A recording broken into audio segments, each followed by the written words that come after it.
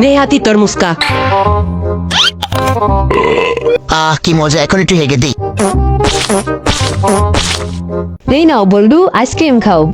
এই নাও ফুলটুসি, তুমি এই আইসক্রিমটা খাও। থ্যাংক ইউ পাপা।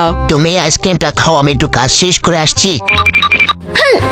এই সবগুলো আইসক্রিম আমি একাই খাবো।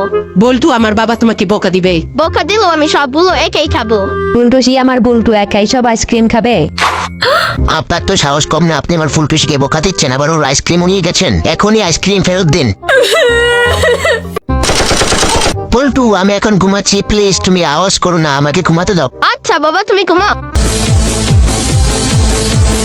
বল্টু এখন গান বাজিয়ে আমার ঘুমটা নষ্ট করছে, ওকে এখন উচিত শিক্ষা দিতেই হবে। বাবা তুমি আওয়াজ করছো কেন? বাবা আমার ভুল হয়েছে, আমি আর কখনো তোমার ঘুমের সময় আওয়াজ করব না। ওয়াও কি সুন্দর গাড়ি।